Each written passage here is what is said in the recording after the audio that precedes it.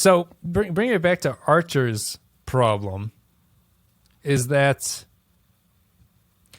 I just think that what's strange for Enterprise as a show is that it knows what it's doing, and it's like the 5th Star Trek show at this point, so it has to know what it's playing against, and the nature of a prequel would be like, this is how you design a Federation ethics and things like that.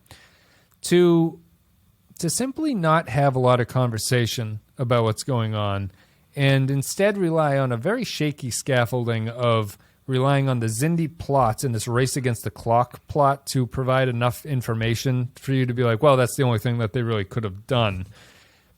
It really just feels like a missed opportunity there to really talk about or look at a reason as to why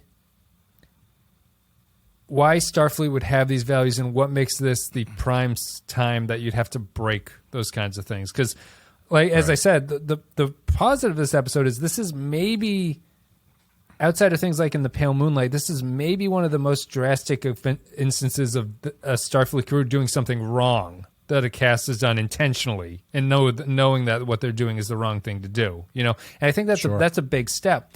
But I don't walk away from the episode going... I don't walk away from this thinking that Archer ends it in the way that Sisko ended the Pale Moonlight, where he's reflecting on this, going, if I had to do it all over again, I would do it. I've learned something about myself, and I've learned about what it takes to do it. The show just treats... Good. I was just going to say, to be fair to that, though, we're not really through the weeds yet to get to that point. Like, Sisko gets to that point after everything's said and done. Yes. Archer, we're kind of still in the process of what his actions are, what the results of his actions are going to be. I could see an ending scene of this as the Enterprise flies away from that ship where Archer is sitting, maybe talking to somebody, talking to Trip. Or like that scene where at the very end where he talks to Trip's like, you did the right thing, Captain. And then Archer looks back and he's like, I wish I had a response to that. I feel that that's a moment for that kind of Sisko talk there. And I know you don't want to bring it too close to the Pale Moonlight because then it would just be considered a ripoff of that, but I do need something there. Like the reason that Pale Moonlight works is because they took a captain and the big, not the reveal, but the punchline of the episode is that he admits at the finale that what I did was bad, but given the chance, I'd do it again. Like this was the only thing, and I feel bad. I feel awful about what happened. He murdered somebody, or he didn't prevent somebody from being murdered. Archer has a nicer outcome, but it's more, as you say, more direct to it. But it doesn't feel like Archer has to struggle with this decision, and I think that all of these decisions should be a struggle for this crew. And I never get the sense that he's really conflicted about it. He acts conflicted, but I don't think he really is.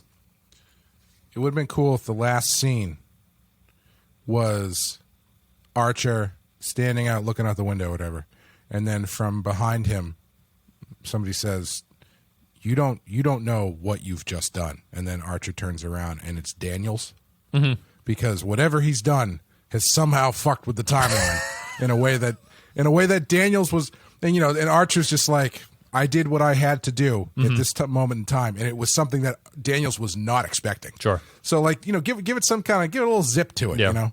Yeah. Use Daniels for something interesting. Yeah. No, I would. But Daniels now has like a elephant trunk for a nose. He's got a third arm or something like that.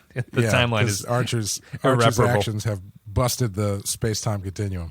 And before we go to the patron thoughts and everything, I liked this. Do you realize what you've done? Now whales are going to go extinct.